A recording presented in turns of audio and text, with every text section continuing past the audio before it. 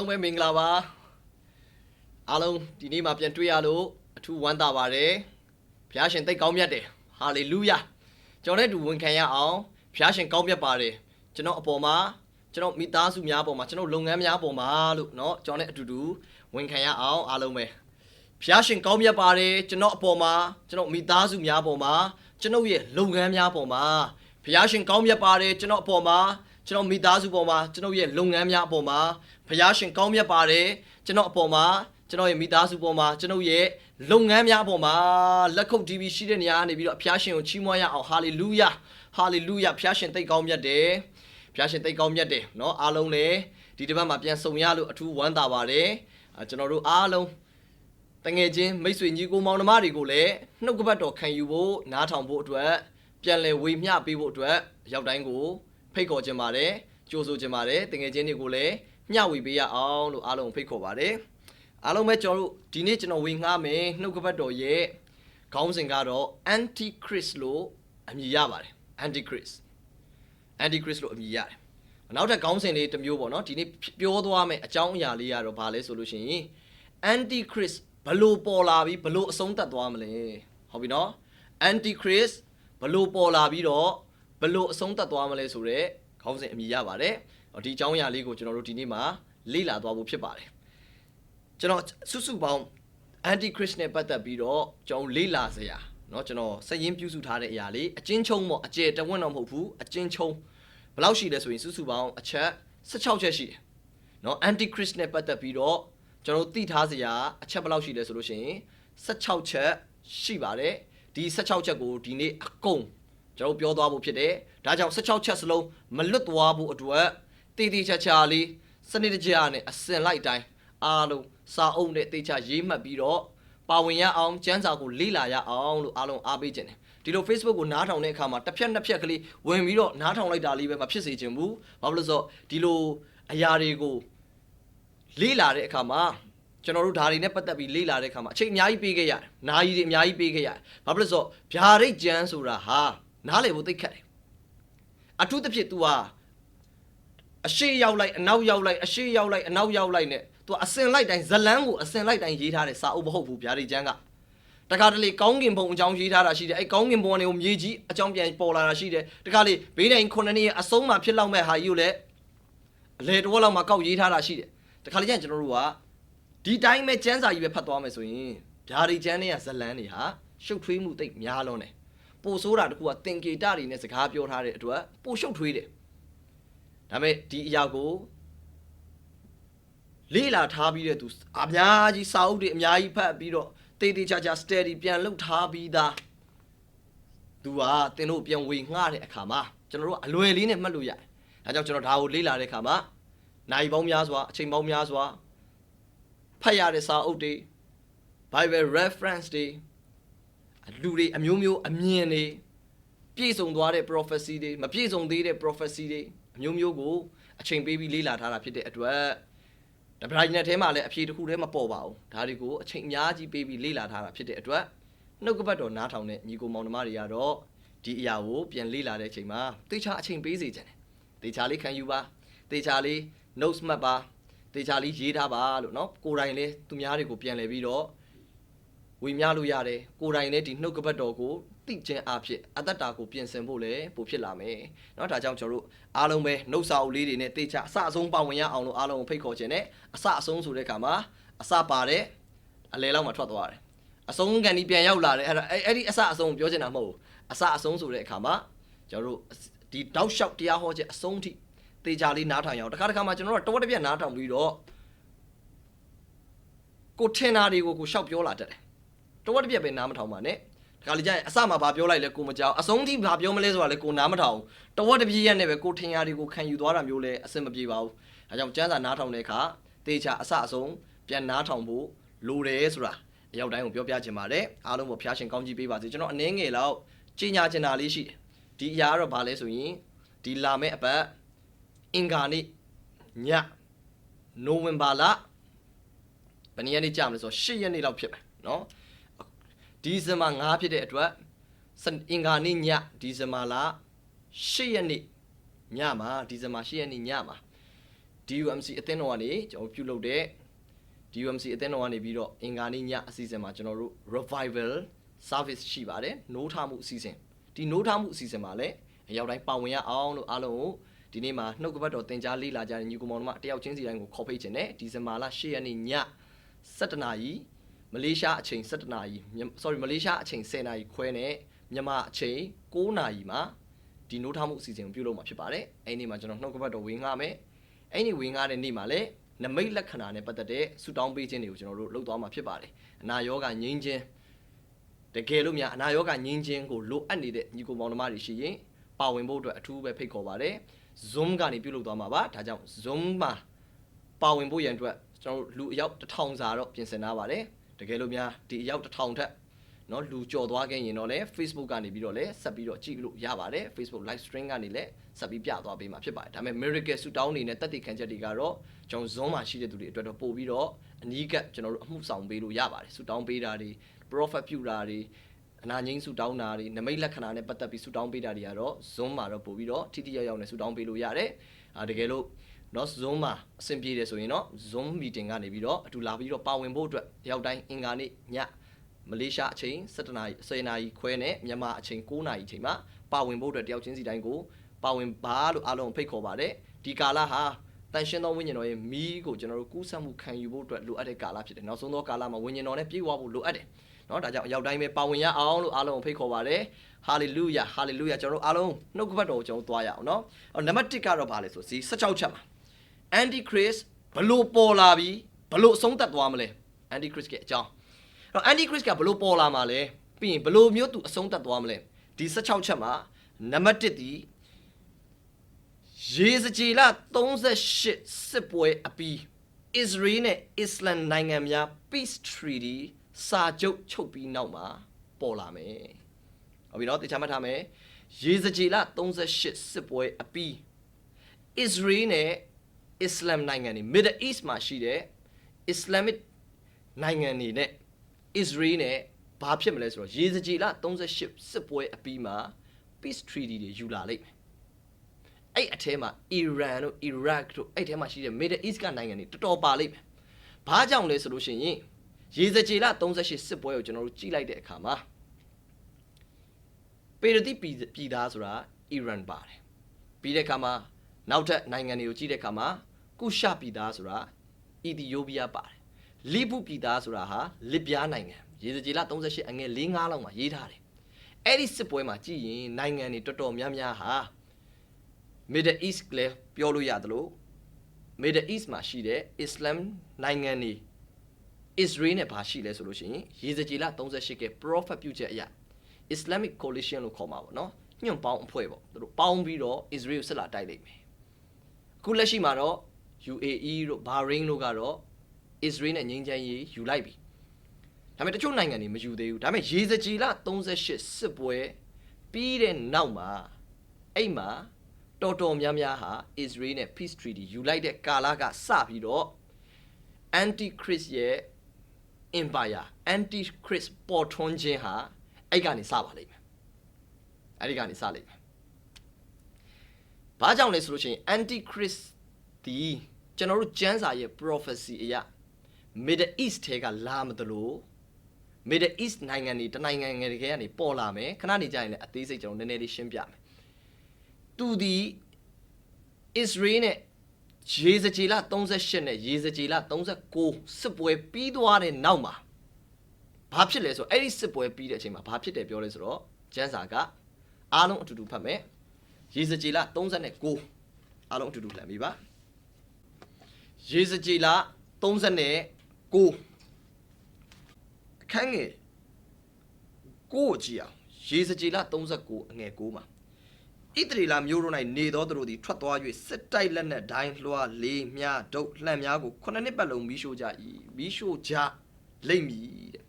ဒီစစ်ပွဲရဲ့ prophecy ရဲ့နောက်ွယ်မှာဘာလဲဆိုတော့ဒီစစ်ပွဲပြီးသွားတာ ਨੇ ရေစကြည်လ38မှာဘယ်နိုင်ငံတွေပါမလဲဆိုတော့ဒီစစ်ပွဲနဲ့ပတ်သက်ပြီးရေးထားတယ်ဒီစစ်ပွဲ Israel နဲ့ဖြစ်မဲ့ဒီစစ်ပွဲပြီးသွားတာ ਨੇ အဓိကနိုင်ငံကတော့ Iran ပါတယ်ရေစကြည်လ38အငယ်9မှာရေးထားတယ်အီရန်ကအဓိက Israel နဲ့စစ်ဖြစ်လိမ့်မယ်အဲ့စစ်ပွဲပြီးသွားတာ ਨੇ ဘာဖြစ်မလဲဆိုတော့ 9နှစ်ပတ်လုံးသူတို့လက်နက်တွေကိုမီးရှို့တယ်ဆိုတဲ့အဓိပ္ပာယ်ကသူတို့စစ်မတိုက်တော့ဘူးဒါကြောင့်9နှစ်စစ်မတိုက်တော့ဘူးဆိုပြီးသူတို့နှစ်ဦးနှစ်ဖက်ငြိမ်းချမ်းရေးယူလိုက်မယ်အကြောင်းအရင်းပေါ်ထွန်းလာတယ်ဒါဆိုငြိမ်းချမ်းရေးစာချုပ်ချုပ်မယ်ဆိုတဲ့အကြောင်းဘယ်မှာရှင်းပြထားလဲဒံယေလအခန်းကြီး9အငယ်29မှာရှင်းပြထားတယ်ဒါသတင်းမှာအများသောသူတို့နဲ့ဗြိဉ္ဉ်ဖွဲ့ခြင်းရှိပဲတဲ့အများသောသူဆိုတာဘာလဲဣသရေလနိုင်ငံအများနဲ့ဗြိဉ္ဉ်ဖွဲ့မယ်ဒီမှာဘာတွေ့ရလဲဆိုတော့9နှစ်ဘာလို့မလဲစစ်မတိုက်တော့ဒါဆိုရေတကြီးလ29မှာလဲဒါသတင်းဆိုတာ9နှစ်ဣသရေလဘာလို့မလဲ peace treaty သူယူလိုက်မယ်ဒီ treaty 7 year သူလုပ်လိုက်မယ်အဲ့ဒီနိုင်ငံထဲမှာဘယ်သူပါပြီလဲဆိုတော့ဒီငြိမ်းချမ်းရေးထဲမှာ antichrist ပါပြီအဲ့ဒီစာချုပ်ထဲမှာကျွန်တော်လည်းပြောပြခဲ့ဦးတယ်ဘာဖြစ်လာမလဲဆိုတော့ဗိမာန်တော်ဆောက်လာမယ်ကျွန်တော်နံပါတ်1ကတော့ antichrist ရဲ့ပေါ်ထွန်းလာမဲ့ပုံစံကိုကျွန်တော်တို့ကြည့်ချင်ရင် Israel နဲ့ Iran နဲ့စစ်ဖြစ်လာမဲ့ကာလကိုတော့ကျွန်တော်စောင့်ကြည့်ရလိမ့်မယ်အဲ့ကာလလည်းချီဆောင်ခြင်းမတိုင်ခင်လားချီဆောင်ခြင်းပြီးမှလားဆိုတာကျွန်တော်တို့ဒါကိုတော့ကျမ်းစာကမရှင်းပြထားအောင်ဒါကိုကြုံမသိနိုင်ချီဆောင်ခြင်းပါဖို့အတွက်အသက်တာကိုပြင်ဆင်ဖို့ကတော့ဒါကျွန်တော်တို့အလုပ်ယေရှုကသူပြန်မကြွလာခင်မှာကျွန်တော်တို့ဘာလုပ်ခိုင်းတယ်ပြင်ဆင်ပါလို့တေချာမှပြင်ဆင်ပဲအခြားဘာမှ complain ကျွန်တော်တို့မတတ်နဲ့ပြင်ဆင်ဆိုရင်ပြင်ဆင်ပဲတတိရှိတဲ့ငယ်သားလို့နေဆိုရင်တတိရှိတဲ့ငယ်သားလို့ဒါယေရှုကိုယ်တိုင်ပြောတာဘယ်သင်းဦးဆရာမပြောတာမဟုတ်ယေရှုကိုယ်တိုင်ပြောတာတတိရှိတဲ့ငယ်သားလို့နေဆိုရင်တတိရှိတဲ့ငယ်သားလို့နေဖြစ်လက်တန်သောဘေးဒဏ်နဲ့ကင်းလွတ်ဖို့အတွက်လူသားထံသို့ရောက်စိမ့်သောကအစဉ်ဆူတောင်းလျက်ဆောင်ဆိုရင်ဆူတောင်းလျက်ဆောင်ပဲဒါပဲကျွန်တော်တို့ကအခြား complain တွေအများကြီးမတတ်နဲ့ဟာလေလုယာအာမင်အားလုံးညီကောင်မောင်တို့အားလုံးကိုအားပေးချင်တာတော့ဒီအကြောင်းအရာကိုလေ့လာတဲ့အခါမှာကိုယ့်အသက်တာကိုပိုပြင်ဆင်ဖို့အားပေးချင်တာအာမင်ဟုတ်ဆိုကျွန်တော်တို့ဟာယေရှုပြောတဲ့သူကြွလာကန်ဒီယေရှုပြောတဲ့နောက်ဆုံးသောကာလယေရှုပြောတဲ့ antichrist ရဲ့ empire ပေါ်ထွန်းကန်ဒီအဲ့ဒီနေ့ရက်နဲ့အရန်နီးသွားတဲ့ကာလကျွန်တော်တို့ကဒါကြောင့်ပို့ပြီးအသေးစိတ်ပို့လေ့လာဖို့လိုသလိုကျွန်တော်တို့ကာလကလူတွေကလည်းအရင်ကာလကလူတွေထက်ကျမ်းစာကိုပို့ပြီးနားလည်လို့လွယ်တယ်အရင်ကာလလူတွေထက်ကျမ်းစာကိုအနက်ပြန်ဖို့အတွက်ပို့ရှင်းတယ်အနက်ပြန်တဲ့အခါမှာရှင်းရှင်းလင်းလင်းသဘောပေါက်နိုင်တယ်ဘာလို့ဆို prophet ပြုချက်တွေပုံမပြည့်စုံသွားတဲ့ကာလမို့လို့မပြည့်စုံသေးတဲ့ကာလမှာတော့ဒီအပိုင်းကဒါကိုပြောတာထင်တယ်ဒီအပိုင်းကတော့ဒီလိုထင်တယ်ဒီလိုအဲ့တော့သင်တဲ့ဆရာတွေတယောက်နဲ့တယောက်ရှုထောင့်နေမတူကြဒီကာလကြတော့ prophecy တွေဟာအကုန်နီးပါးလောက်စုံလာပြီတိတ်မကြံတော့။ကြောင့် antichrist လာရင်ဘေးစစ်ပွဲအပြီးမှာပေါ်လာမလဲဆိုတော့ရေစကြည်လ38အရာ Israel နိုင်ငံနဲ့ Middle East မှာရှိတဲ့နိုင်ငံတွေပေါင်းပြီးတော့အာဖရိကနိုင်ငံတွေလည်းပါပါတယ်လစ်ဗျားတို့အီသီယိုးပီးယားတို့ဒီနိုင်ငံတွေပေါင်းပြီးတော့ Israel ရှိကိုစစ်ချီလာမယ်။လာတိုက်တဲ့အခါမှာ Israel နိုင်ငံရဲ့မြောက်ပိုင်းဘက်ဖြစ်တဲ့ Golan Heights လို့ခေါ်တယ်အခုကာလမှာကျန်းစာထဲမှာတော့ဘာရှန်တိုင်းပြည်လို့ခေါ်တယ်ဒါပေမဲ့ဒီနေ့ရက်ကာလမှာတော့ Golan Heights ဒေသမှာသူတို့စစ်တိုက်နေပဲဣသရေလတောင်တန်းမှာအဲ့မှာစစ်တိုက်တဲ့အခါ Israel နိုင်ရတဲ့အချိန်မှာ Israel နဲ့ Middle East မှာရှိတဲ့အချို့သော Islam နိုင်ငံတွေနဲ့သူတို့ဘာဖြစ်မလဲဆိုရင်ငြိမ်းချမ်းရေးစာချုပ်ချုပ်လာမယ်အခုချုပ်နေတဲ့ငြိမ်းချမ်းရေးစာချုပ်တွေဟာဘေးဒဏ်ကြီးကာလစပြီဆိုတဲ့သဘောမဟုတ်သေးဘူးဖြစ်တယ်ဒါဟာအကျိုး intro ပဲရှိသေးတယ်ဒါပေမဲ့တကယ် peace treaty ကဘယ်ကစမလဲဆိုတော့ဒီစစ်ပွဲပြီးမှပဲစမယ်လို့ကမ္ဘာမှာရှိတဲ့ဆရာတွေတော်တော်များများ scholar တော်တော်များများလည်းဒီတိုင်းပဲယုံကြည်ထားတယ်เนาะအဲကျွန်တော်နံပါတ်1ကိုသွားရအောင်နံပါတ်1ချက်ကတော့အဲ့ဒီစစ်ပွဲပြီးပြီဆိုတာနဲ့ peace treaty ပြီးတာနဲ့ဘာဖြစ်လာရမလဲဆိုတော့ဒီ9နှစ် peace treaty အတွင်းမှာစာချုပ်ထဲမှာဘာပါလာမလဲဆိုတော့Israel ကိုယေရုရှလင်မြို့ရဲ့အခုလက်ရှိ Dome of the Rock Islamic Mosque ရှိတယ်အဲ့မှာအဲ့ဒီ Islam ရဲ့ဖျားရှိခိုးကြောင်းရဲ့ဘေးနားမှာ Israel တွေကိုသူတို့ရဲ့ဗိမာန်တော်စောက်ဖို့အတွက်ခွင့်ပြုလာနိုင်ခြေရှိတယ်လို့ကျွန်တော်ကျမ်းစာအဖြစ်ထင်ရတယ်။ဘာကြောင့်လဲဆိုရင်ဗျာဒိတ်ကျမ်းအခန်းကြီး7အငယ်1နှစ်3အရာဘေးဒဏ်ကြီး9နှစ်စတဲ့ကာလအတွင်းမှာ Israel ရဲ့ဗိမာန်တော်ဟာယေရုရှလင်မြို့မှာပြန်ရှိနေတယ်။အခုကမရှိသေးဘူး။အဲ့ဒါဗျာဒိတ်7ဒီဗိမာန်တော်ပြန်ရှိတဲ့ကာလဒါပေမဲ့ကြည့်လိုက်တဲ့အခါမှာဘယ်ကာလမှာရှိတာလဲဆိုတော့အခုကာလမဟုတ်ဘူးဘေးဒဏ်ကြီးကာလအတွင်းမှာရှိတာ42လဆိုတာဘေးဒဏ်ကြီး9နှစ်ရဲ့ပထမအရှိပိုင်း3နှစ်ခွဲကိုပြောတာအဲ့ဒီ3နှစ်ခွဲကာလအတွင်းမှာ Israel ရဲ့ဗိမာန်တော်ကပြန်ဆောက်ပြီးလိမ့်မယ်။အဲဆို Israel တွေအခုဗိမာန်တော်ဆောက်တော့မယ်ဆိုတာအခုတော့ဆောက်မှာမဟုတ်ဘူး။ဗိမာန်တော်တကယ်ဆောက်ပြီဆိုရင်တော့ဘေးဒဏ်ကာလတွေဝင်သွားပြီ။ဘာကြောင့်လဲဆိုတော့ယေရုရှလင်မှာရှိတဲ့ဗိမာန်တော်ကိုကျမ်းစာအဖြစ်ကျွန်တော်တို့ကြည့်တဲ့အခါမှာဘေးဒဏ်ကြီးကာလအထဲမှာစောက်တယ်ဆိုတာကိုသိရတယ်။ဒါကြောင့်အခုဗိမာန်တော် Israel တွေပြန်ဆောက်တော့မယ်သူတို့ကတော့ Third Temple လို့ခေါ်တယ်။တတိယဗိမာန်တော်ပထမဗိမာန်တော်ကရှောလမုန်မင်းဆောက်ခဲ့တယ်။ဒါပေမဲ့ဘာဘူးလုံအင်ပါယာနေဗုခဒ်နေဇာလက်ချက်ကြောင့်ပျက်စီးသွားခဲ့တယ်။အဲ့ဒီနောက်ပိုင်းမှာဘာဘူးလုံကနေပြန်လာတဲ့အဖွဲ့တွေဇေရုဘဗေလတို့အေဇရာတို့ကဒုတိယဗိမာန်တော်ကိုပြန်ဆောက်တယ်။အဲ့ဒီဗိမာန်တော်က AD 80မှာယောမအင်ပါယာလက်ချက်ကြောင့်ပျက်စီးသွားခဲ့တယ်။အခုအထိဗိမာန်တော်မရှိတော့ဘူး။အဲ့ဗိမာန်တော်တစ်ချိန်ကရှိခဲ့တဲ့နေရာမှာတော့လက်ရှိကာလမှာအစ္စလာမ်တွေကဖျားရှိခိုးကြောင်းနှစ်ခုရှိတယ်။ Dome of the Rock နဲ့ Al-Aqsa Mosque နဲ့ရှိတယ်နှစ်ခုရှိတယ်အဲ့ဒီနေရာမှာတို့ကဗိမာန်တော်ပြန်ဆောက်ချင်တာဒါပေမဲ့ဘယ်သူမှခွင့်မပေးဘူးဂျူးတွေကိုခွင့်မရခွင့်ပြုချက်အခုထိမရဒါပေမဲ့ဒီစစ်ပွဲရေစကြည်လ38ကအီရန်တို့နဲ့ဒီနိုင်ငံတွေအများလာပြီးစစ်တိုက်တဲ့ပွဲမှာအစ္စရေးအနိုင်ရတယ်လို့ကျမ်းစာအဖြစ်မြင်ရတဲ့အတွက်ဒီစစ်ပွဲပြီးတော့တို့9နှစ် Peace Treaty လုပ်လိုက်မယ်အဲ့9နှစ်ကာလမှာနောက်ဆုံးဗိမာန်တော်ပြန်ဆောက်ခွင့်လဲရလာနိုင်လိမ့်မယ်အဲ့မှာအဲ့တော့ဘာကြောင့်ဗိမာန်တော်ပြန်ဆောက်လိမ့်မယ်ဆိုတာကျမ်းစာအကြောင်းကျွန်တော်တို့သိရတာကျမ်းစာထဲမှာဗိမာန်တော်ပြန်ရှိမယ်ဆိုရင်တော့ပြန်ဆောက်မယ်ဒါပေမဲ့ဗိမာန်တော်လည်းရှိတယ်လို့တပြိုင်နက်တည်းမှာပဲတပါးအမျိုးသားတွေကိုဘုရားသခင်ကငါအပ်ထားတယ်လို့ပြောတဲ့အတွက်တပါးအမျိုးသားဆိုတာဂျူးမဟုတ်တဲ့သူတွေကိုပြောတာမယုံကြည်သူတွေဒါဆိုရင်ဘာကိုပြောခြင်းလဲဆိုတော့အစ္စလာမ်တွေကအခုလက်ရှိ Dome of the Rock နဲ့ Al-Aqsa Mosque ကတော့ဘေးဒဏ်ကြီးကာလမှာလည်းဆက်ရှိနေအောင်မယ်ဆိုတာကိုကျွန်တော်တို့ဗျာဒိတ်7ကိုကြည့်ခြင်းအဖြစ်ဆက်ရှိနိုင်လောက်တယ်ဘာကြောင့်လဲဆိုတော့ဘုရားသခင်ကပြောတယ်ဗိမာန်တော်ကိုတိုင်းတဲ့ဘလောက်ကျဲတယ်ဘလောက်ကြီးတယ်ဒါပေမဲ့ဗိမာန်တော်ရဲ့တတိုင်းကိုမတိုင်းနဲ့တဲ့အဲ့ဒီတတိုင်းသားကိုတတိုင်းဝင်းကျင်ကိုတော့ငါဘသူ့အပ်ထားလဲဆိုတော့တပားအမျိုးသားတွေကိုငါပေးထားတာတဲ့တပားအမျိုးသားတွေကအဲ့လ42လပတ်လုံးသူတို့ဟာနင်းကြအောင်ပါတဲ့အဲ့မှာเนาะဒါကတော့ဗျာဒိတ်7ရဲ့ prophecy အရာဖြစ်တယ်ဒါဆို Israel ရဲ့ဗိမာန်တော်ဘေးချိန်ဆောက်လာနိုင်လေအီရန်နဲ့တကွာအီရန်နဲ့ဖြစ်မဲ့စစ်ဆိုတာလည်းအမျိုးမျိုးဖြစ်နိုင်ပါတယ်ဒါပေမဲ့ရေစကြည်လ38ကပြောတဲ့အီရန်နဲ့အခြားသောနိုင်ငံတွေပါမဲ့အစ္စရေးနဲ့ဖြစ်တဲ့စစ်ပွဲပြီးသွားတာနဲ့အဲ့ကာလမှာအစ္စရေးနဲ့နိုင်ငံတော်တော်များများနဲ့ Peace Treaty လုပ်လာလိမ့်မယ်အဲ့ဒါပြီးတာနဲ့အစ္စရေးတွေကသူတို့ရဲ့ယေရုရှလင်မှာဗိမာန်တော်ပြန်ဆောက်ခွင့်ရလာလိမ့်မယ်အဲ့အဲ့ဒါတွေကိုမြင်ရင်တော့သဘောပေါက်လိုက်တော့အဲ့ဒါတွေကိုမြင်ရင်တော့ဘေးဒဏ်ကာလတွေဝင်သွားပြီဆိုတော့ကျွန်တော်တို့သဘောပေါက်ရတော့မယ်ဒါပေမဲ့နံပါတ်3ချက်ကိုကျွန်တော်ဆက်သွားမယ်နံပါတ်3ကတော့ Antichrist ကအဲ့ဒီဘေးဒဏ်ကြီးရဲ့9နှစ်ရဲ့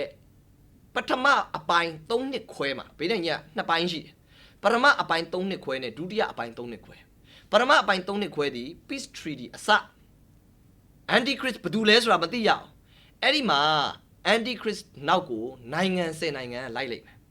Antichrist ရဲ့အနောက်ကိုနိုင်ငံ10နိုင်ငံကျမ်းစာထဲမှာခေါင်း9လုံးနဲ့ဂျိုး10ချောင်းဆိုတာအဲ့ဒါကိုပြောချင်တာနိုင်ငံ10နိုင်ငံနဲ့ Antichrist ဒီအဲ့ကာလမှာထင်ရှားလိမ့်မယ်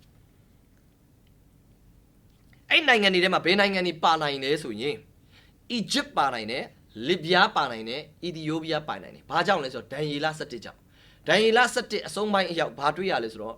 နိုင်ငံ3နိုင်ငံကို Antichrist ရဲ့ empire အောင်တယ်လို့ပြောတယ်နိုင်တယ်လို့ပြောတယ်ဒီနိုင်ငံ3နိုင်ငံဟာလေAntichrist ရဲ့ empire နောက်ကိုသူတို့လိုက်လာနိုင်ခြေရှိတယ်ဆိုတာကိုတွေ့ရပါတယ်။အဲကြောင့် Antichrist နဲ့အတူပေါင်းမဲ့နိုင်ငံ10နိုင်ငံဆိုတာ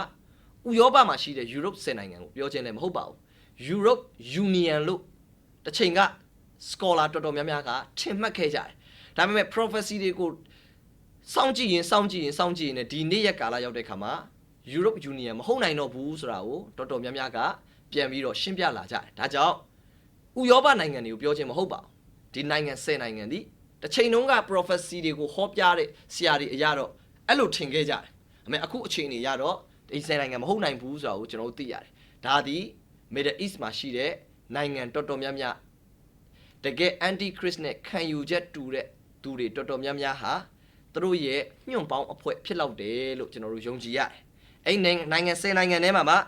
Egypt တို့ Libya တို့ Ethiopia တို့ပါလိမ့်မယ်။နော်ဒါကြောင့် Antichrist နောက်ကိုသူတို့ဟာလိုက်လာကြလိမ့်မယ်။ဒါပေမဲ့အဲ့မှာဘာဖြစ်တော့လဲဆိုတော့နံပါတ်4အချက်ကိုကျွန်တော်တို့သွားရအောင်နော်နံပါတ်4အချက် Antichrist ကသူပေါ်လာရင် ဘယ်နှစ်နှစ်သူရှိမလဲဘယ်နှစ်နှစ်တည်မလဲဘယ်လောက်ကြာသူနေမလဲဆိုရင် antichrist ရဲ့ကာလကြာချိန်ဒီ9နှစ်ဖြစ်ပါတယ်ဒါပေမဲ့ antichrist ရဲ့အုပ်ဆိုးခြင်းကတော့3နှစ်ခွဲပဲကြာမယ်ပထမ3နှစ်ခွဲအပိုင်းကတော့သူတယောက်တည်းအုပ်ဆိုးမှာမဟုတ်ဘူးသူနဲ့အတူနိုင်ငံ10နိုင်ငံပါလာလိမ့်မယ်နောက်ကြမှာပဲအဲ့နိုင်ငံ10နိုင်ငံသူတို့ရဲ့အာဏာတွေအားလုံးကို antichrist ရဲ့လက်ထဲကိုသူတို့အပ်လာလိမ့်မယ်ကြောင့်ကျမ်းစာထဲမှာဘာတွေ့ရလဲဆိုတော့ခေါင်း9လုံးနဲ့ဂျိုး10ချောင်းဆိုတဲ့အကြောင်းတွေ့ရတယ်ဗျာဒိတ်ကျမ်းအခန်းကြီး18ကိုအားလုံးပဲတစ်ချက်လောက်ကြည့်ပေးပါဗျာဒိတ်18ဗျာဒိတ်19အခန်းငယ်9ကနေစပြီးကြည့်ကောင်းကင်တမန်ကလည်းအဘဲကြောင့်အံ့ဩကြသည်။ထိုမိန်းမ၏နည်းနည်းသောအရာကို၎င်းခေါင်း9လုံးနှင့်ဂျိုး10ချောင်းရှိ၍ထိုမိန်းမကိုဆောင်သောသားရဲ၏နည်းနည်းသောအရာကို၎င်း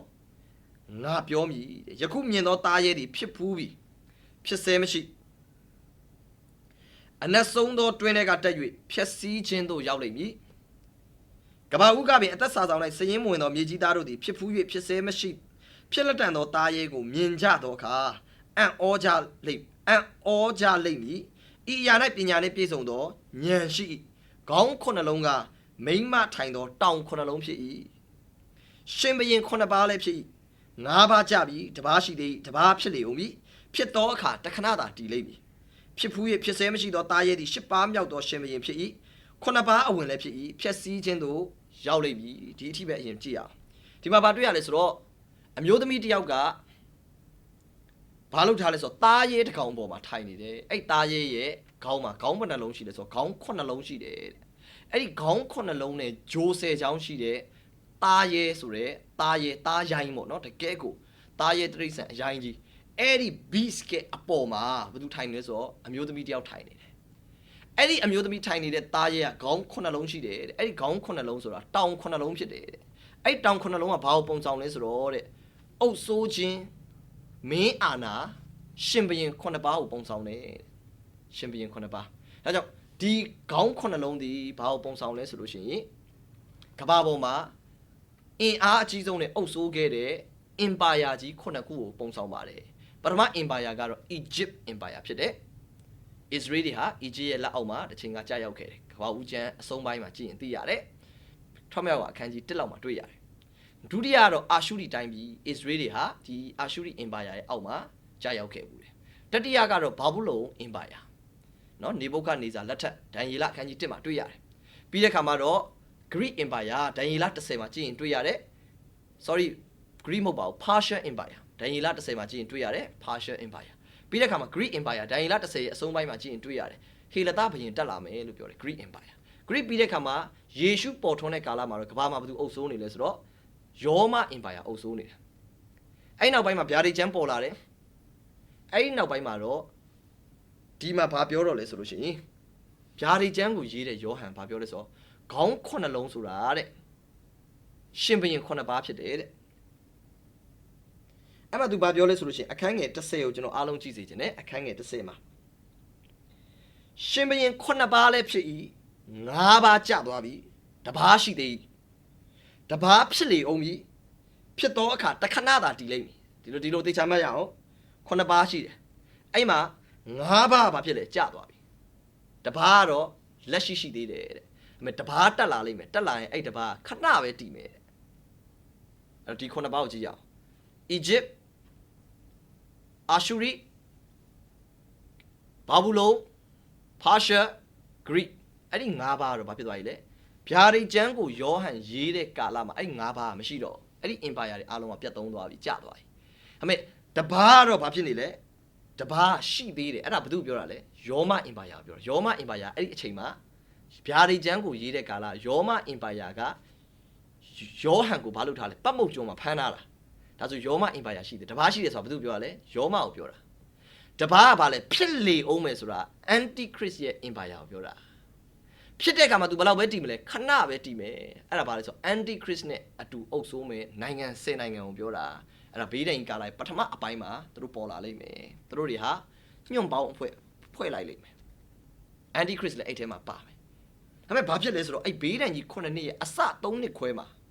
ခဏပဲဖြစ်မယ်ဆိုတဲ့အတိုင်းပဲ အဲ့3နှစ်ခွဲလဲပြီးတော့ဘေးတိုင်9နှစ်လုံးရဲ့အလဲလဲရောက်ကောအခန်းငယ်17ကိုကြည့်ရအောင်17မှာဖြစ်ဖူး၍ဖြစ်ဆဲမရှိသောသားရဲသည်10ပါးမြောက်သောရှင်ဘုရင်ဖြစ်၏ဒါဆိုသားရဲကိုကြောက်ဘာပုံဆောင်လဲဆိုအဲ့ဒါက10ပါးမြောက်သောရှင်ဘုရင်တဲ့ဒါကြောင့်ခေါင်း9လုံးကတော့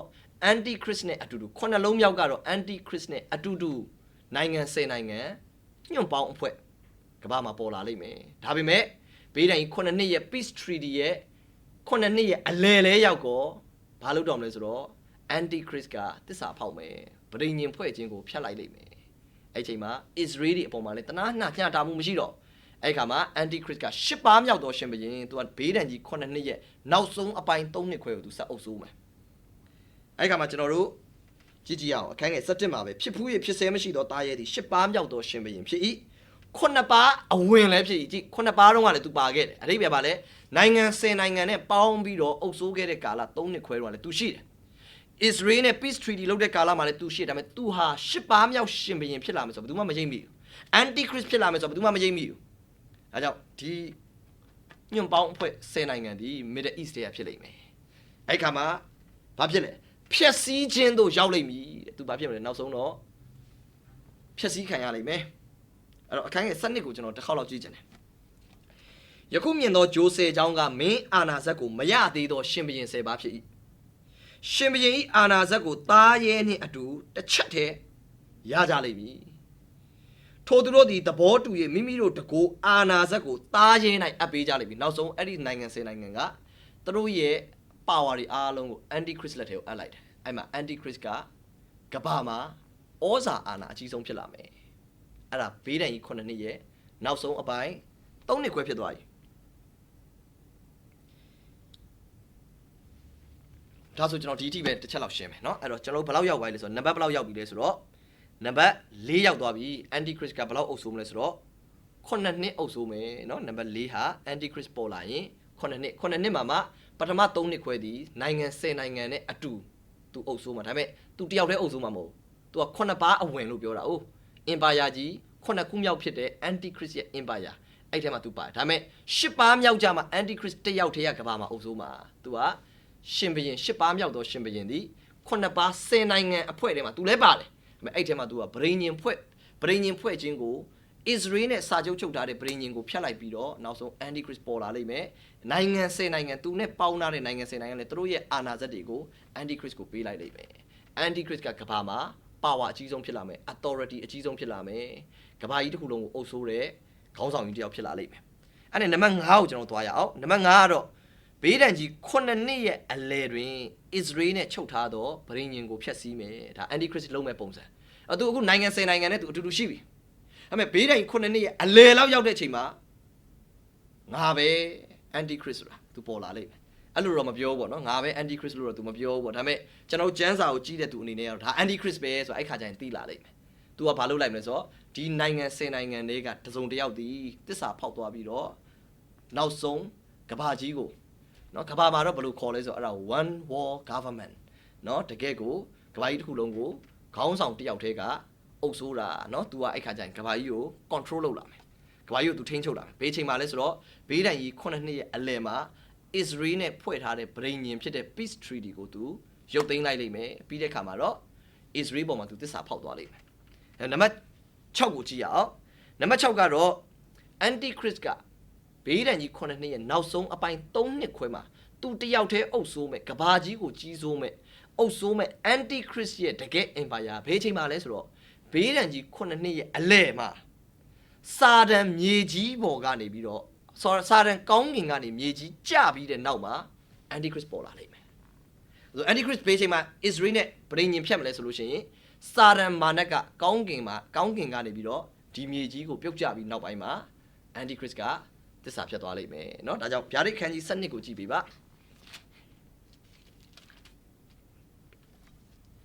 ါဗျာဒိတ်7အခန်းငယ်9မှာကောင်းကင်၌စစ်ဖြစ်၏မိခေလနှင့်သူ၏ကောင်းကင်တမန်တို့သည်နဂါးကိုစစ်တိုက်ကြ၏နဂါးနှင့်သူ၏တမန်တို့သည်စစ်တိုက်၍မနိုင်ကြ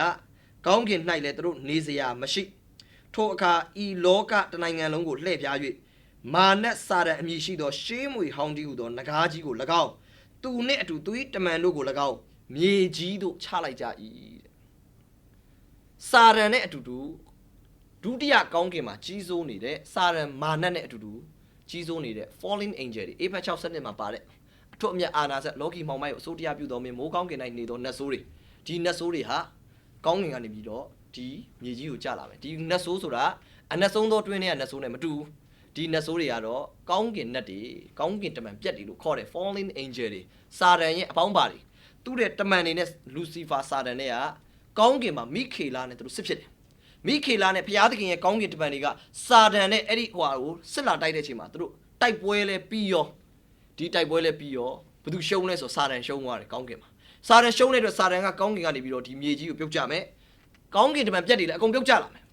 အဲ့ဒီခါမှာစာရန်ကဘာလုပ်တော့မလဲဆိုတော့သူ့ရဲ့ power ကိုဘယ်သူ့ကိုပေးလိုက်မလဲဆိုတော့ antichrist ကိုသူပေးလိုက်လိမ့်မယ်ကြောင့် antichrist ကလူပဲအဲ့လူရဲ့အထဲကိုအနက်ဆုံးသောတွင်းကနေတက်လာတဲ့နတ်ဆိုးသားရဲဖြစ်တယ်အဲ့သားရဲက antichrist ကိုဝင်မယ်ပြီးတဲ့အခါစာရန်ရဲ့ power ကလည်း antichrist အပေါ်ရောက်လာမယ်အဲ့ဒီလူဒီခုနပြောတဲ့10နိုင်ငံထဲမှာညွန့်ပေါင်းအဖွဲ့ထဲမှာပါတဲ့ခေါင်းဆောင်တယောက်ရောက်ရသည်ဘာဖြစ်သွားမလဲဆိုတော့အနက်ဆုံးသောတွင်းကလာတဲ့သားရဲဆိုတဲ့နတ်ဆိုးဟာသူ့ထဲဝင်မယ်ပြီးတဲ့အချိန်မှာစာရန်မာနကမြေကြီးကျတဲ့အခါသူ့ရဲ့အာနာနဲ့သူ့ရဲ့ပလင်သူ့ရဲ့ power အကုန်လုံးကိုဘယ်သူ့ကိုပေးလိုက်ပြီဆိုတော့ဒီလူကိုပေးလိုက်တဲ့အချိန်မှာဒီလူဒီမြေကြီးပေါ်မှာအစွမ်းကြီးသောသူ power ကြီးသောသူတကိုးကြီးသောသူမြေကြီးပေါ်မှာဖြစ်လာလိမ့်မယ်ဘယ်အချိန်မှာမှ तू ကစပြီးအစွမ်းကြီးမလဲဆိုတော့ပထမနိုင်ငံ10နိုင်ငံနဲ့အတူအုပ်ချုပ်တော့ तू မှာ power မရှိနိုင်ငံ10နိုင်ငံနဲ့အတူအုပ်ချုပ်နေရင်းနဲ့အလေရောက်တော့မှပဲဒိန်းဆိုပြီးတော့နတ်ဆိုးဟာသူ့ထဲဝင်တဲ့အချိန် तू က power ရသွားပြီကျွန်တော်လူတွေကသူ့နောက်လိုက်လာကြမယ်လူပေါင်းမြောက်များစွာဟာသူ့နောက်လိုက်လာမယ်နော် antichrist ဆိုတဲ့သားရဲကျမ်းစာမှာတော့ antichrist လို့မသုံးဘူးဗျာဒီကျမ်းမှာသားရဲလို့သုံးတယ်သားရဲကိုကိုးကွယ်ကြမယ်လို့ပြောတဲ့အခါမှာသားရဲကနောက်ဆုံးသောကာလမှာ antichrist ကဖျားလားမဟုတ်ပါဘူး antichrist ဒီလူသားတစ်ယောက်ပဲဒါပေမဲ့အနက်ဆုံးသောတွင်းကလာတဲ့နတ်ဆိုးကြောင့်ဒီနတ်ဆိုးကဘယ်ကိုဥတည်မလဲဆိုတော့လူသားတွေကိုသူ့နောက်လိုက်ဖို့နဲ့သူကိုးကွယ်ခိုင်းမဲ့ဘာသာသူ့ကိုကိုးကွယ်တယ်ဆိုတာအဲ့ဒါဘာလဲဆိုတော့သူကိုးကွယ်ခိုင်းမဲ့ဘာသာကိုပဲကိုးကွယ်ဖို့အတွက်သူကဘာလို့လဲဆိုတော့တွန်းအားပေးလိမ့်မယ်เนาะအဲ့တော့ antichrist ကနံပါတ်6ရဘေးဒဏ်ကြီးရဲ့အလဲစာတန်မြေကြီးတို့ကြပြီးနောက် antichrist ပေါ်လာလိမ့်မယ်အဲ့ချိန်မှာ power စားရမှာအဲ့ချိန်မှာတကိုးရမှာအဲ့ချိန်မှာ तू ပလင်ရပြီကဘာမှာ तू အုပ်စိုးခြင်းအာဏာရပြီစာတန်ဟာကောင်းကင်မှာနေခွင့်မရှိတော့ဘူးလူစီမိတ်ခေလာကမောင်းထုတ်လိုက်ပြီဒုတိယကောင်းကင်မှာ तू နေလို့မရတော့အဲ့ခါကျရင်မြေကြီးပေါ်မှာ power အမြင့်ဆုံးကတော့ antichrist ဖြစ်လာမယ်နံပါတ်9ကိုတစ်ချက်လောက်ကြည့်အောင်နံပါတ်9ကတော့အီရတ်ကနေယေရုရှလင်ကို antichrist ရဲ့ဌာနချုပ်ကပြောင်းရွှေ့သွားမယ် antichrist ရဲ့ဌာနချုပ်ဒီအီရတ်ကနေပြီးတော့ယေရုရှလင်ကိုပြောင်းသွားမယ်ဘာလို့ကျွန်တော်အီရတ်လို့သတ်မှတ်လဲဆိုတော့ antichrist ရဲ့ headquarter ဖြစ်တဲ့ဌာနချုပ်ဟာဘာမှရှိမလဲဆိုလို့ရှိရင်အီရတ်မှာရှိလိမ့်မယ်ဒါပေမဲ့အဲ့ကာလမှာအီရတ်လို့မခေါ်ဘဲနဲ့ဘာဘလုံလို့ခေါ်လိုက်မယ်ဘာလို့ဆိုအခုလက်ရှိလေအီရတ်နိုင်ငံဆိုတာတစ်ချိန်ကရှေးဘာဘူးလုံတည်ခဲ့တဲ့မြို့နေရာဖြစ်တယ်အဲ့ဒါအီရတ်ပဲဒါပေမဲ့ဘေးဒဏ်ကြီးကာလာထဲမှာဘာဘူးလုံပြန်ပေါ်လာလိမ့်မယ်ဘာဘူးလုံလို့ပြောတဲ့အခါမှာအီရတ်နိုင်ငံတနိုင်ငံနဲ့မဟုတ်တော့ဘူးအဲ့ Middle East မှာရှိတဲ့နိုင်ငံတွေတော်တော်များများကဘာဘူးလုံဆိုတဲ့နာမည်အောက်ထဲကိုဝင်လာလိမ့်မယ်ဘာဘူးလုံဆိုတဲ့နိုင်ငံပေါ်လာမယ်ဘာဘူးလုံ Empire ဆိုတဲ့ဟာကြီးပြန်ပေါ်လာမယ်ဒါပေမဲ့နိုင်ငံတော်တော်များများ Middle East မှာရှိတဲ့နိုင်ငံတွေတော်တော်များများဒီအဲ့ဒီဘာဘူးလုံရဲ့အောက်ထဲကိုသူတို့ဝင်လာလိမ့်မယ်ဘာဘူးလုံနာမည်အောက်ထဲကိုအဲ့ကကြရင်ဘာဘူးလုံဆိုတာဓမ္မဟောင်းကရှေးကာလကဘာဘူးလုံကြီးကကဘာမှာပြန်ပေါ်လာမယ်ဆိုတာတွေ့ရတယ်ဗျာဒိတ်အခန်းကြီး73အခန်းငယ်3မှာသားရဲဤခေါင်းတစ်လုံးသည်တေအောင်ကွက်မြက်ပြီးတကယ်သို့ဖြစ်၍တေစီတက်တော်တန်ချက်ပြောက်လျက်ရှိ၏မြေကြီးသားအပေါင်းတို့သည်သားရဲနောက်သို့လိုက်၍အံ့ဩကြ၏တဲ့မှာသားရဲရဲ့ခေါင်းတစ်လုံးသည်တေအောင်ကွက်ပြက်ပြီးတကယ်အတိတ်ပဲပါလေတစ်ချိန်ကပေါ်ခဲ့ပြီးတော့ empire ကြီးအဲ့ဒီ empire ကြီးကဘာဖြစ်လဲတေသွားပြီးွားပြီဒါပေမဲ့တေပင်မဲ့ဘာဖြစ်လဲအဲ့တေစီတက်တဲ့ဒဏ်ချက်ဖြစ်တဲ့အနာပြောက်ပြီးပြန်ပေါ်လာမယ်အဲ့ဒါဘာလဲဘာဘူးလုံပဲအဲ့နောက်ဆုံးသောကာလမှာဘာသူပြန်ပေါ်လာမလဲဆိုတော့ဘာဘူးလုံ empire ကြီးပြန်ပေါ်လာမယ်အဲ့ခါကျရင် Iraq နိုင်ငံကပဲဘာဘူးလုံမဟုတ်တော့ဘဲနဲ့အဲ့ဒီ Middle East မှာရှိတဲ့နိုင်ငံတော်တော်များများဘာဘူးလုံရဲ့အရေးအောက်ထဲကိုဝင်လာလိမ့်မယ်သူတို့တွေဘာလို့ဆို antichrist က empire ကအရင်ခေတ်က empire ရင်းနဲ့မတူပိုကြီးလိမ့်မယ်ဘာလို့ဆိုသူတို့ရဲ့ကိုးကွယ်မှုနောက်ကိုလိုက်တဲ့သူတွေတော်တော်များများကသူတို့ empire အောက်ထဲကိုဝင်လာမှာအဲ့ဒီခါကျတော့antichrist ကသူ့ရဲ့ empire headquarter ကို ဘာဘူးလုံကနေပြီးတော့ဘေးကိုပြောင်းရွှေ့မလဲဆိုလို့ရှိရင်ဘာဘူးလုံကနေပြီးတော့ဘေးတန်ကြီး9နှစ်ရဲ့အလယ်မှာ तू ပါဝါရတဲ့ချိန် तू ဘေးကိုသွားမလဲဆိုတော့ယေရုရှလင်ကို तू သွားလိုက်မယ်ယေရုရှလင်ကို तू သွားမှာယေရုရှလင်ကိုသွားတဲ့ခါမှာ तू တယောက်တည်းမသွားအောင်ဘာဖြစ်လို့ဆိုတော့ပထမဘေးတန်ကြီး3နှစ်ခွဲအပိုင်းလုံးက तू ပါဝါမရှိဘူးနိုင်ငံ10နိုင်ငံနဲ့ သူတို့အတူတူအုပ်ချုပ်တဲ့ညွန့်ပေါင်းအဖွဲ့ပါဝါလဲ anti christ မှာပါဝါလဲမရှိဘူး तू တာမန်လူသားတယောက်ပဲဒါပေမဲ့ဘေးတိုင်း9နှစ်ရဲ့အလေလောက်တော့မှနတ်ဆိုးသူတွေဝင်မယ် तू ပါဝါရလာစာတန်ကသူ့ကိုပါဝါပေးလိုက်ပြီအဲ့တော့အဲ့မတိုင်ခင်တော့ तू ပါဝါမရှိဘူးဒါပေမဲ့အဲ့မှာဘာဖြစ်တော့လဲဆိုတော့အဲ့အလေမှာ तू ဘယ်သူနဲ့သွားမလဲဆိုရင် तू နဲ့အတူပူးပေါင်းမဲ့လူတယောက်ရှိတယ်သူ့ကိုကျမ်းစာအရာဘယ်လိုခေါ်လဲဆိုတော့မိစ္ဆာ prophet လို့ခေါ်တယ်ဗျာဒိတ်အခန်းကြီး73အငယ်2မှာကြည့်အော်17မှာကြည့်ရအောင်ဗျာဒိတ်73အငယ်17မှာဗျာဒိတ်73အငယ်17မှာအခြားသောသားရဲတကောင်သည်တိုးတငယ်ဤဂျိုနှင့်တူသောဂျိုနှချောင်းရှိ၍နဂါးကဲ့သို့စကားပြောလျက်မြေကြီးတဲကထွက်သည်ကိုငါမြင်၏နဂါးကဲ့သို့စကားပြောတယ်ဆိုတာဒါစာတန်ကိုပုံဆောင်တယ်စာတန်ရဲ့နှုတ်ရှာပါစက်သူသည်တိုးတော့တိုးပဲဂျိုနှချောင်းရှိတယ်တိုးပဲဒါပေမဲ့စကားကတော့နှုတ်ကပတ်တော်ကိုမပြောဘူးစာတန်ရဲ့စကားကိုပြောမှာနဂါးကဲ့သို့စကားပြောမယ်တိုးလို့ပြောတဲ့ခါမှာကျမ်းစာထဲမှာတိုးဆိုတာအတိတ်ပဲကဘုသူ့ကိုယဉ်ညွှန်းတယ်ဆိုခရစ်တော်ကိုယဉ်ညွှန်းတယ်ဒါပေမဲ့ဒီတိုးကတော့ယေရှုခရစ်တော်ကိုမယဉ်ညွှန်းဘူးဒီတိုးကတော့ဒီတိုးတငယ်ကတော့ဘုသူ့ကိုယဉ်ညွှန်းလဲဆိုတော့ယေရှုခရစ်တော်အတုကိုယဉ်ညွှန်းတယ်ဘာလို့ဆိုတော့သားရဲလို့ပြောတဲ့အတွက်နတ်ဆိုးပဲဒါပေမဲ့သူကယေရှုအယောင်ဆောင်မဲ့မိစ္ဆာ prophet ဖြစ်တယ်ဘယ်သူနဲ့ပေါင်းမလဲဆိုတော့ anti christ နဲ့သူနဲ့ပေါင်းသွားလိမ့်မယ်ဒါပေမဲ့အဲ့မိစ္ဆာ prophet ကတော့ anti christ နဲ့ပေါင်းမယ်လို့ပြောရတဲ့အတွက် anti christ နဲ့တော့သူတို့ဘာသာတူမှာမဟုတ် anti christ နဲ့တော့ခံယူချက်တူမှာမဟုတ်ဒါပေမဲ့အခြားဘာသာဝင်ဖြစ်ပြီးတော့ဒါပေမဲ့ anti christ ရဲ့ဘာသာနဲ့သူကပေါင်းလိုက်မှာအဲကြောင့်သူ့ကိုဂျိုးနှချောင်းရှိရလို့ပြောတာဘာသာနှစ်ခုအဲကြောင့်ကျွန်တော်တို့ကကဘာမှာလဲအခုအဲ့ဒီအရေးအယောင်တွေကိုတွေ့နေရပြီ anti christ နဲ့ဘာသာမတူဒါပေမဲ့ anti christ နဲ့ပေါင်းလိုက်မှာအဲကြောင့်ကဘာမှာအခုကျင်းသေးတာတော့ဒီဒုတိယသားရဲ့အခြားသောသားရဲ့ဒုတိယသားရဲ့ဒီတိုးတငယ်လို့ပြောရတဲ့အတွက်ယေရှုခရစ်တော်ကိုပုံဆောင်တယ်ဒါကြောင့်ခရစ်တော်အတုသည်အတိတ်ပဲကဘယ်ကပေါ်မလဲခရစ်ယာန်တွေကပဲလာမယ်ဒါခရစ်ယာန်တွေကလူတွေအကြည်ညိုလေးစားအားကြရတဲ့ပုံကိုတပါးပါသည်နောက်ဆုံးမှာတော့ anti christ နဲ့ပေါင်းသွားလိမ့်မယ် anti christ နဲ့ပေါင်းမယ်ဆိုတဲ့အတိတ်ပဲက anti christ ရဲ့ခံယူချက်နောက်တွေကိုသူလိုက်သွားမယ် anti christ ကို support လုပ်တဲ့သူဖြစ်လာမယ်အဲဒါစက်ကြည့်သွားမယ်ဆိုရင်ဒါကြောင့်ဘာတွေ့ရလဲဆိုတော့ anti christ ဒီမိစ္ဆာ prophet ဖြစ်တဲ့ယေရှုခရစ်တော်အတုပေါ်လာလိမ့်မယ်တယောက်ပဲ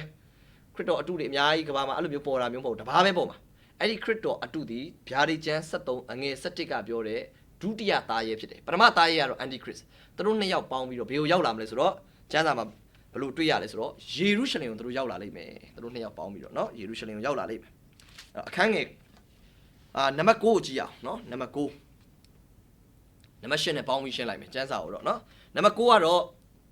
anti christ နဲ့မိစ္ဆာ prophet နှစ်ယောက်ပေါင်းပြီးတော့ယေရုရှလင်ရောက်လာတဲ့ခါမှာဘာဖြစ်မလဲယေရုရှလင်ဗိမာန်တော်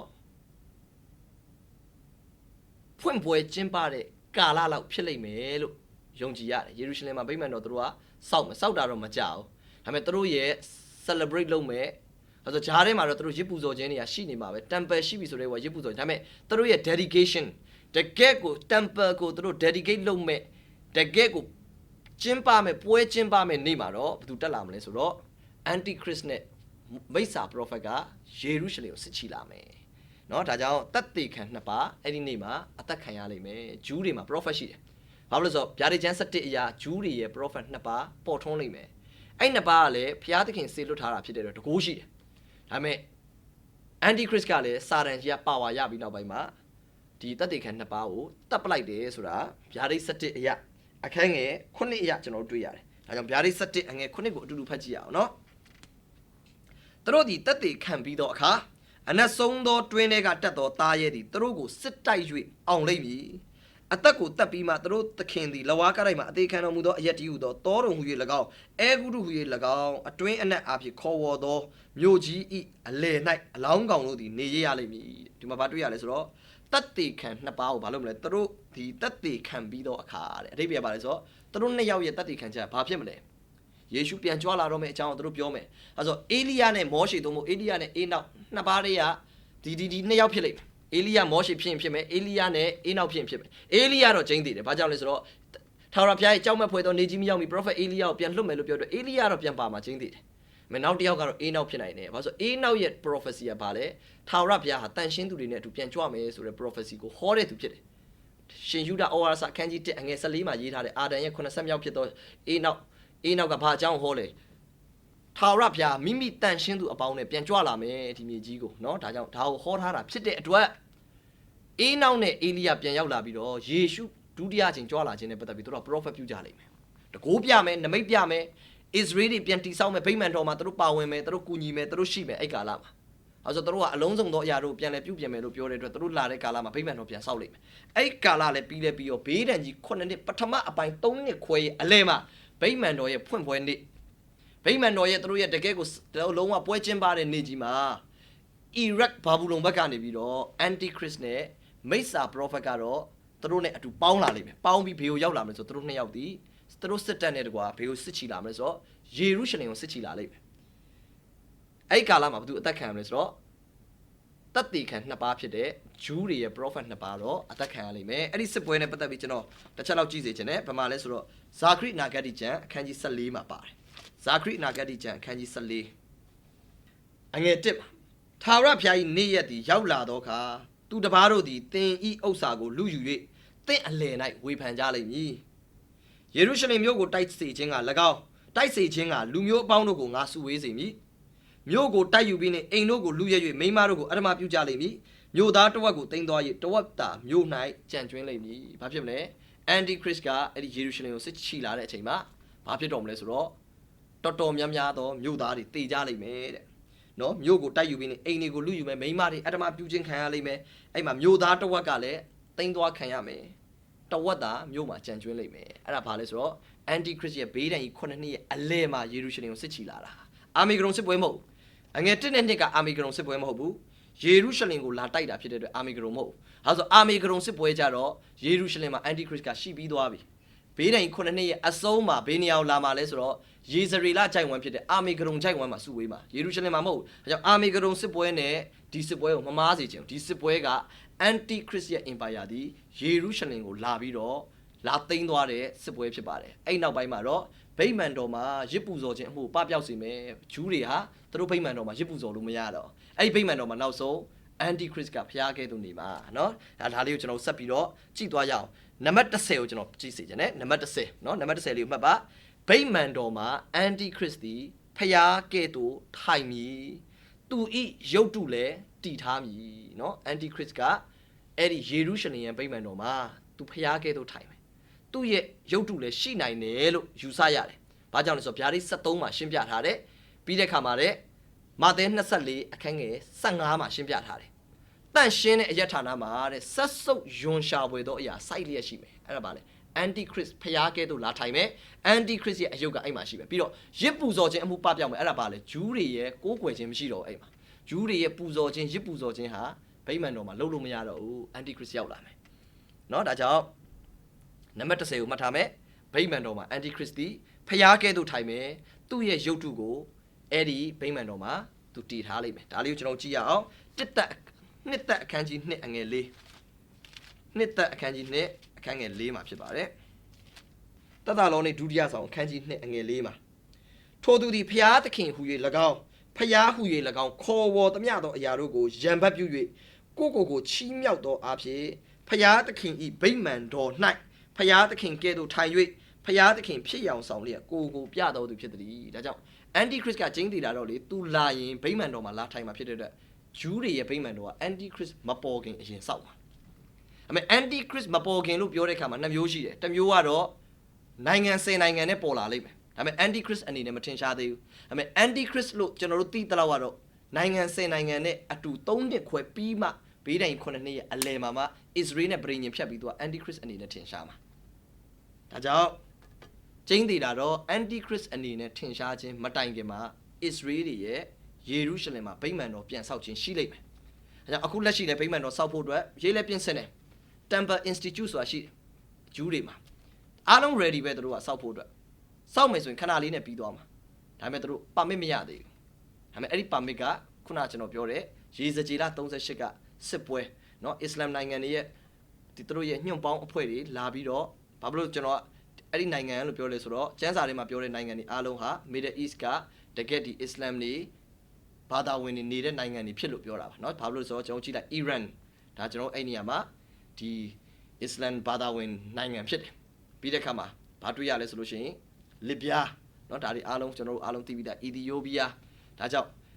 Middle East မှာရှိတဲ့နိုင်ငံတွေအများစုကိုရေစကြည်လ38မှာရေးထားတာဖြစ်တဲ့အတွက်သူတို့နဲ့ Israel နဲ့တော့စစ်ဖြစ်တာရှိအောင်မယ်ဒါကျမ်းစာရဲ့ prophecy ဖြစ်တယ်เนาะအဲ့ဒီစစ်ပွဲပြီးသွားတဲ့နောက်မှာတော့ဘာဖြစ်လဲဆိုတော့ peace treaty လုပ်လိမ့်မယ်အဲ့ peace treaty မှာပဲဗိမာန်တော့ပြန်စောက်ခွင့်ရလိမ့်မယ်เนาะအခုလက်ရှိတော့ permit မရသေးဘူးအဲ့ဒီ permit ပြီးတဲ့ခါမှာတော့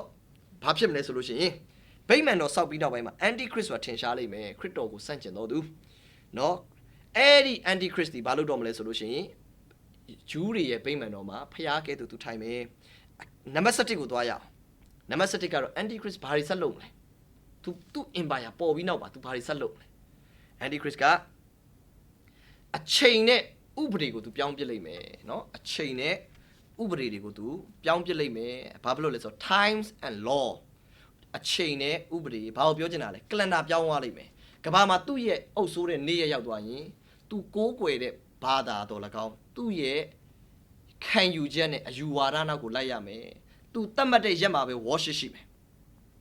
ဟိုမှာခရစ်ယာန်တွေကတနင်္ဂနွေနေ့ကိုးကွယ်ရင်အဲ့နေ့ကကိုးကွယ်ခြင်းရက်မဟုတ်တော့ဂျူးတွေကစနေနေ့ကိုးကွယ်အဲ့နေ့ကကိုးကွယ်ခြင်းနေ့ရက်မဟုတ်တော့ရက်ပြောင်းသွားရမယ်ဆိုတော့ तू က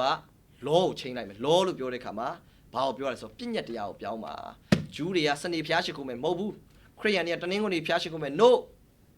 law ကို तू ဘာလုပ်လိုက်လဲချိန်လိုက်လိမ့်မယ် तू ကိုးကွယ်ခိုင်းတဲ့နေ့မှာပဲလူတွေရဲ့ကိုးကွယ်ခြင်းနေ့ရက်ကပြောင်းသွားလိမ့်မယ်เนาะဒါကြောင့်ကမ္ဘာမှာလည်းဘာသာအသီးသီးမှာကိုးကွယ်ခြင်းနေ့ရက်ရှိတယ်အစ္စလာမ်မှာကတောက်ကြနေကိုးကွယ်တယ်ဂျူးမှာစနေနေ့ကိုးကွယ်တယ်ခရစ်ယာန်တွေကတော့ရှင်ပြန်ထမြောက်အောင်နေ့ဖြစ်တဲ့တနင်္ဂနွေနေ့မှာကိုးကွယ်ကြတယ်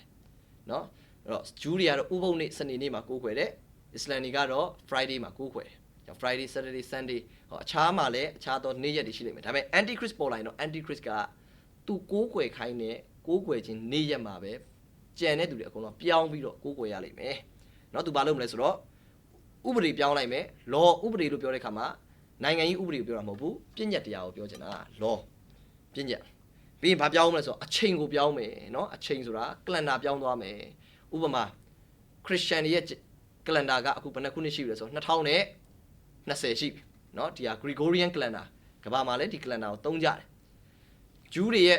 ခုနှစ်ကြတော့ဘယ်လောက်ရှိလဲ9981ရှိပြီဒါပေမဲ့ anti christ ပေါ်လာရင်တော့သူကတော့သူ့ရဲ့ခုနှစ်သက်ရှိတယ်เนาะသူကအဲ့ဒါကိုအဲ့ဒီ calendar ဘက်ကိုပြောင်းသွားလိမ့်မယ်အဲ့တော့လူတွေကဘာဖြစ်မလဲဆိုတော့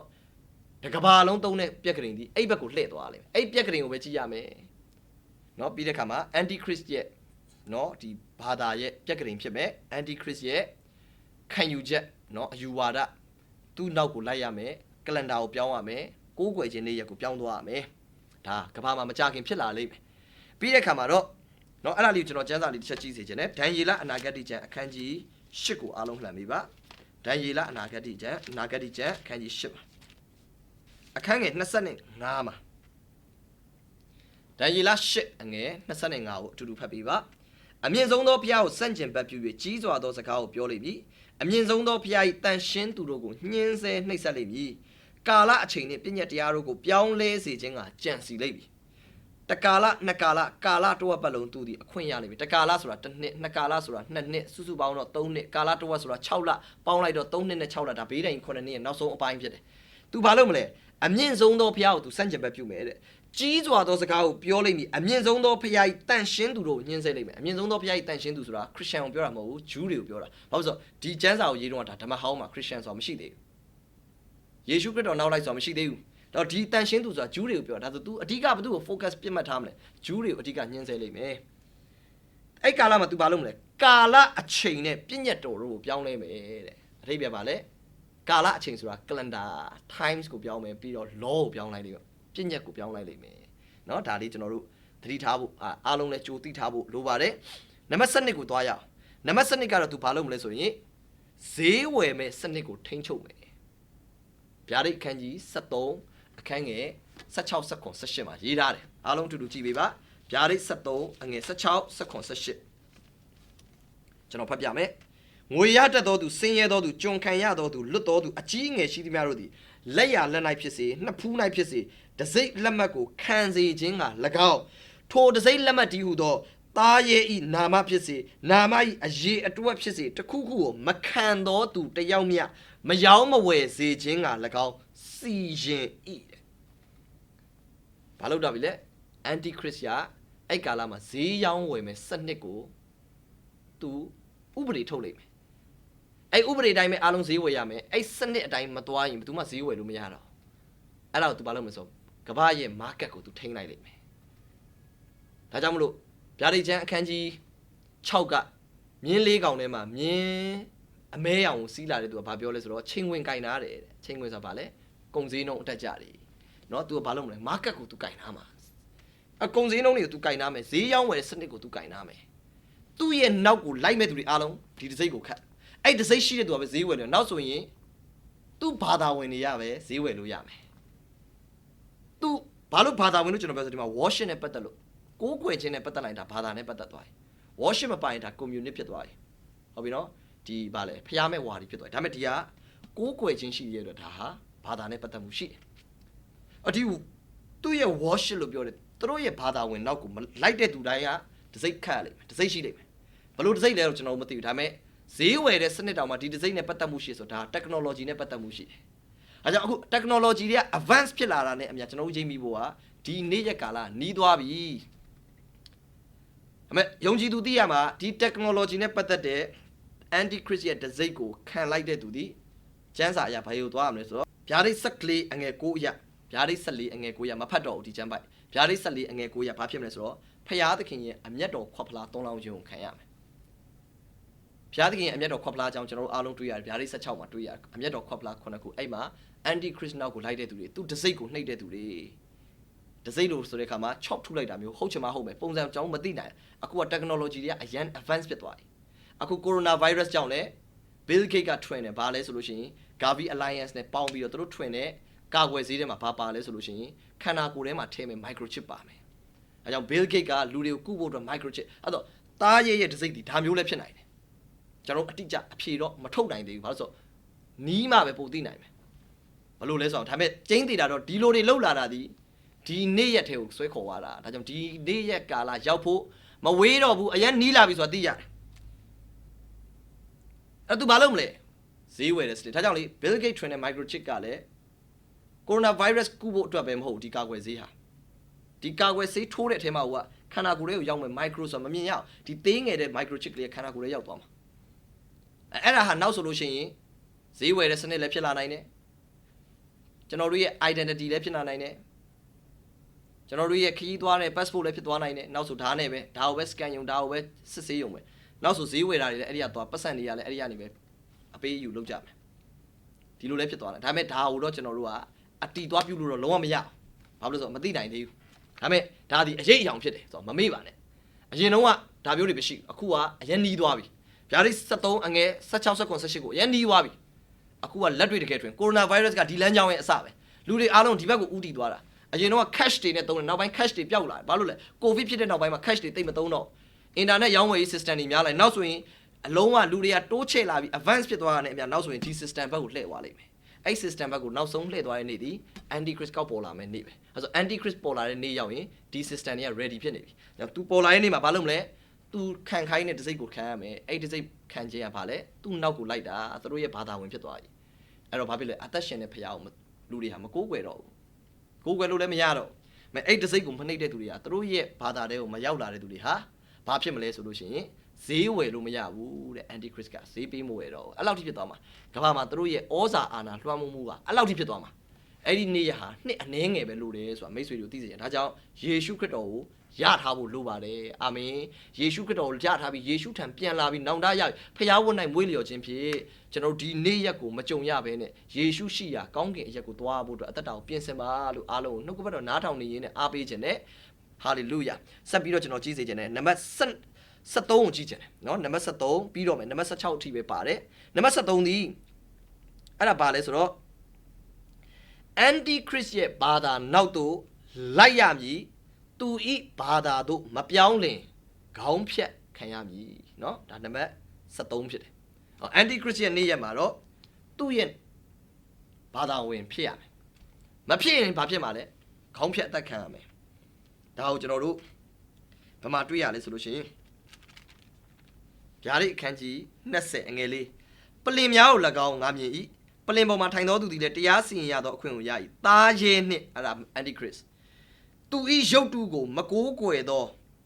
မကိုးကွယ်ဗါလေ anti-Christ နောက်ကိုမလိုက်ဘူးအဲ့ဒီကိုးကွယ်မှုနောက်ကိုမလိုက်ဘူးသူဤရုပ်တုကိုမကိုးကွယ်သူဤဒစိမ့်လက်မှတ်ကိုနှစ်ဖူး၌မခံလက်၌မခံပဲနေ၍အတိတ်ပဲပါလေ anti-Christ ကသူ့ဘာသာဝင်တွေအားလုံးဒီဒစိမ့်ခတ်မယ်တားရဲဒစိမ့်အဲ့ဒီဟာဒီ technology နဲ့ပတ်သက်မှုရှိတယ်အဲ့ဒီဒစိမ့်ကိုမခံတော့သူကဘာဖြစ်မလဲဆိုရင်ယေရှုရဲ့တသက်ခံတော်မူခြင်းနဲ့ဖျားသခင်နှုတ်ကပတ်တော်ကြောင့်ဘာဖြစ်လို့လဲနှုတ်ကပတ်တော်ကိုတီးလို့လူတွေအဲ့ဒီဒစိမ့်ကိုမခံကြတော့အဲ့ဒီလူတွေဘာဖြစ်မလဲဆိုရင်တဲ့လေပင်ဖြတ်ခြင်းကိုခံရသောဝိညာဉ်များကိုငါမြင်၏တဲ့သူတို့ဟာအနှစ်ထောင်ခရစ်တော်နဲ့အတူစိုးစံရအဲ့ကာလမှာမာတုရအနေနဲ့အသက်ခံမဲ့သူရှိ anti-Christ နောက်မလိုက်မဲ့သူတွေအရိပ်ပြပါလဲဆိုတော့ယေရှုရဲ့တသက်ခံတော်မူခြင်းလို့ပြောတဲ့အတွက်သူတို့ဟာဂျူးတွေလည်းဖြစ်ချင်မှဖြစ်မယ်သူတို့ဟာခြီဆောင်ခြင်းမပါသွားပဲကြံခဲ့တဲ့ခရစ်ယာန်တွေလည်းဖြစ်ရင်ဖြစ်မယ်အဲ့ဒီသူတွေဟာကျမ်းစာကိုသိတယ်နှုတ်ကပတ်တော်ကိုသိတယ်အဲ့ခါမှာသူတို့က no ငါတို့အဲ့တစိမ့်တော့မခံနိုင်ဘူးငါတို့အသက်ပဲခံမယ်ဆိုသူတို့အဲ့မှာခေါင်းဖြတ်ခံဒါပေမဲ့အဲ့လူတွေဘေးကိုဝင်ရမယ်ဆိုတော့နှစ်တစ်ထောင်ကာလထဲမှာယေရှုနဲ့အတူပြန်ဆိုးဆန်ခွင့်ရမယ်တဲ့ဟာလေလုယာအာမင်အတိတ်ပဲပါလေဒီလူတွေရဲ့ဝိညာဉ်သာမကောက်ဒီလူတွေရဲ့ခန္ဓာတွေဒီရှင်ပြန်ထမြောက်ပြီးယေရှုနဲ့အတူမပုတ်တိုးနိုင်တော့အဖြစ်တို့ပြောင်းသွားပြီးတော့သူတို့ဒီနှစ်တစ်ထောင်ကာလမှာလည်းဝင်စားခွင့်ရလာကြလိမ့်မယ်။အဲကြောင့်ဘေးဒိန်ကြီးမှာကြံခဲ့ပြီမဲ့လေမျောလင်းချက်လေးတွေရှိသေးတယ်အဲ့လိုပြောလို့အားလုံးကြံခဲ့မယ်လို့ပြောချင်တာမဟုတ်ဘူး။ဘေးဒိန်မှာကြံခဲ့တဲ့သူတွေဒီ anti-Christ ရဲ့တစိမ့်ကိုမခံ anti-Christ ရဲ့နောက်ကိုမလိုက်အဲ့ဘာသာဝင်မလုပ်ဆိုရင်ဘာဖြစ်မလဲဆိုတော့အသက်ခံရလိမ့်မယ်ဘလို့တတ်မလဲဆိုတော့အဲ့ကာလမှာခေါင်းဖြတ်တတ်လိမ့်မယ်เนาะဒါကြောင့်ဒီအရာလေးကျွန်တော်တို့လေ့လာခြင်းအဖြစ် anti-Christ ကဘလို့လဲဆိုတော့ကျွန်တော်တို့တိတိကျကျပုံဖော်နိုင်တာဖြစ်ပါတယ်เนาะအဲ့မှာဆက်သွားမယ်ဆိုရင်နံပါတ်14ကတော့ anti-Christ ရဲ့အုပ်ချုပ်မဲ့တက်တန်းဘယ်လောက်ကြာမလဲဆိုရင်3နှစ်ခွဲကြာမယ်။ဒါကြောင့်မလို့မာသဲအခန်းကြီး24အငယ်21 22မှာဘယ်လိုပြောလဲဆိုတော့ထိုကာလကြာရှည်ရင်ဘယ်သူမှမခံနိုင်ဘူးတဲ့ရွေးချယ်တော်မူသောသူတို့အဖို့အလုံးကထိုကာလဒီတိုလိမ့်မယ်ဘယ်လောက်ပဲကြာမလဲဆိုတော့3နှစ်ခွဲရွေးချယ်တော်မူသောသူကဂျူးတွေကိုပြောတာအဲ့ဒီဂျူးတွေအတွက်ဘုရားသခင်ဒီကာလကိုကြာမထားပါဆိုတော့ဂျူးတွေကိုအဓိကပြတ်မှတ်ထားမှာเนาะဒါကြောင့် anti-Christ ရဲ့တက်တန်းဒီ9နှစ်တော့ဟုတ်တယ်ဒါပေမဲ့ anti-Christ အနေနဲ့သူပေါ်လာပြီးအုပ်ဆိုးတဲ့ကာလကတော့နောက်ဆုံး3နှစ်ခွဲပဲကြာလိမ့်မယ်เนาะနောက်ပြီးရင်တော့နံပါတ်15 anti-Christ ဘလို့အဆုံးသတ်မလဲကိုကျွန်တော်တို့သွားမယ်နံပါတ်15ကတော့အာမေဂရုံစစ်ပွဲနှင့်ယေရှုခရစ်တော်ရဲ့ကြွလာခြင်း၌သူဤအုပ်ချုပ်မှုကာလပြီးဆုံးသွားမည်เนาะ anti-Christ ရဲ့အုပ်ချုပ်မှုကာလသည်အာမေဂရုံစစ်ပွဲဖြစ်ပြီးတော့အဲ့အာမေဂရုံစစ်ပွဲရဲ့အပြီးအာမေဂရုံစစ်ပွဲကတိတ်မကြောက်ဘေးကနေလာမယ်ဆိုတော့နိုင်ငံတော်တော်များများပါမယ်အရှိပြည်ကနေလည်းလာမယ်တရုတ်တို့အိန္ဒိယတို့ပါလိမ့်မယ်အားလုံးဒီဘေးကိုရောက်လာမယ်ဆိုတော့ Israel ဘက်ကိုရောက်လာမယ် Central Israel လို့ခေါ်တဲ့ယေဇရေလဂျိုင်ဝမ်လို့ခေါ်တဲ့ဒါပေမဲ့ဒီခေတ်မှာတော့အာမေဂရုံဂျိုင်ဝမ်ကျန်းစာအားဖြစ်တော့သိရတာအာမေဂရုံဂျိုင်ဝမ်အဲ့ဂျိုင်ဝမ်မှာလာပြီးတော့စစ်ဖြစ်လိမ့်မယ်အဲ့ဒီမြေပြင်ကြီးကအရန်ကျဲအဲ့နေရာမှာလာမဲ့စစ်သူရဲတွေကဘယ်ကလာမလဲဆိုတော့အရှိပြည်ကရှင်ဘရင်လို့ပြောရတဲ့တရုတ်ဖြစ်ရင်ဖြစ်မယ်ဘာကြောင့်လဲဆိုတော့ဗျာဒိတ်အခန်းကြီး9အငယ်16အရ14 15 16အဲ့နားလောက်မှာဘာရေးထားလဲဆိုတော့ဥပရမြစ်ကြီးကိုဖြတ်လာမဲ့ရန်သူတွေဟာဘယ်လောက်များလဲဆိုတော့တန်း200ရှိတယ်စစ်သားတွေကစစ်သူရဲတန်း200ကြောင့်စစ်သူရဲတန်း200ဆိုတာအရင်ခေတ်ကအဲ့လောက်မများနိုင်ဘူးလူဦးရေအဲ့လောက်မရှိဒါပေမဲ့အခုခေတ်မှာတရုတ်ပြည်မှာလူဦးရေများတယ်ကလေးတောင်မွေးခွင့်မရှိတော့เนาะအမျိုးသမီးမွေးရင်လည်းအမျိုးသမီးတွေလည်းမွေးလို့မရတော့အဲ့လိုဖြစ်လာတယ်ဒါကြောင့်ဘာဖြစ်လာတာလဲဆိုတော့အခုခေတ်ကလူဦးရေထူထပ်တဲ့ခေတ်ဖြစ်လာတယ်ကြောင့်စစ်သူရဲတန်း200အရှိပြည်ကနေလာနိုင်တယ်ဆိုတာဖြစ်နိုင်တယ်ဗျာဒိတ်16မှာပါတယ်တန်း200ရှိတယ်စစ်သူကဘေးကလာတယ်ဆိုအရှိပြည်ကလာမယ်ဘရင်လို့ပြောရတဲ့အိန္ဒိယနဲ့တရုတ်ပေါင်းလိုက်ရင်တော့အေးဆေးရှိတယ်ဒါကြောင့်ဘေးကလာမလဲဆိုတော့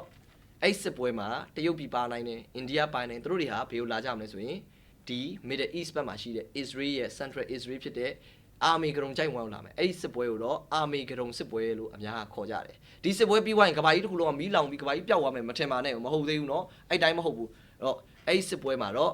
့သူတို့တွေအဲ့နေရာထိစစ်ချီလာမယ်